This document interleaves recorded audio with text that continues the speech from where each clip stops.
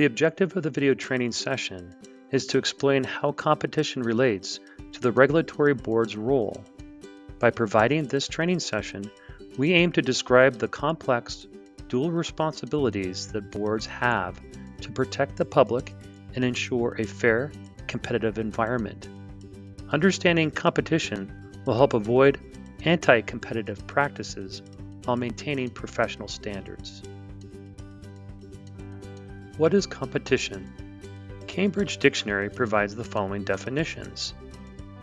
An activity done by a number of people, each of which is trying to do better than all of the others, or the situation in which people are trying to be more successful than each other, for example, by making more sales in a market. The role of licensing boards in competition. The primary duty of boards is regulating licensure and professional conduct to protect public health, safety, and welfare. 37-1-131 MCA. By establishing minimum qualifications, licensing restricts market entry and competition. While standards protect the public, there is the potential for boards to unfairly restrict competition. How does licensing restrict competition? Boards are involved in the setting of minimum qualifications for licensure, controlling the education, examination, and experience requirements. Title protection limits who can represent themselves as certain professionals.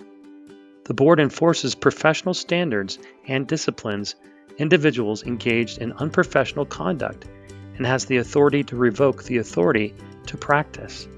37-1-316 MCA. So how can we strike a balance? Boards are called to protect the public while ensuring the standards are not being used to unfairly exclude qualified individuals. Here's some examples impacting competition. Application fees, personal history questions, scope of practice disputes between professions, mobility and reciprocity all impact workforce and licensee competition. Key antitrust laws. Federal legislation.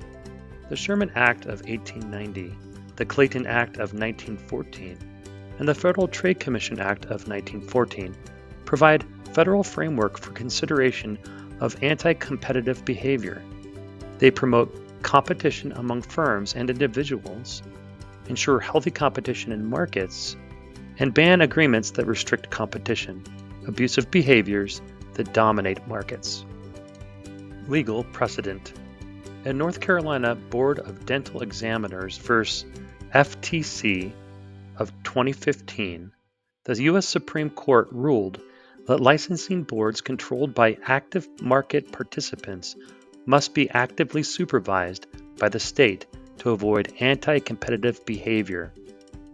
In Montana, the Commissioner of the Department of Labor and Industry shall determine if board action is made or taken pursuant to a clearly articulated state policy, and if the restraint or potential restraint of trade or commerce is reasonable and necessary to protect the public health, safety, or welfare.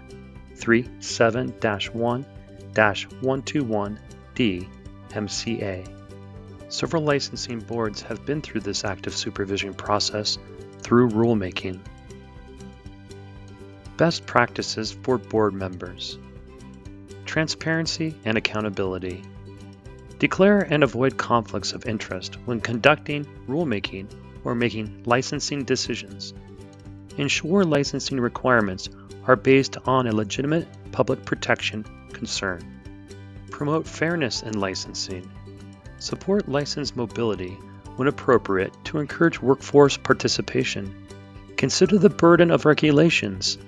Excessive fees can be the result of a need to fund heavy-handed regulation.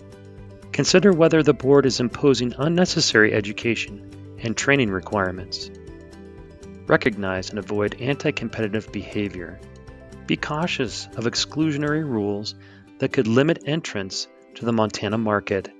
Ensure decisions align with statutory authority and public protection goals, rather than industry self-interest. Challenge protectionist statements. Regulate for the public good, not to protect professionals from competition.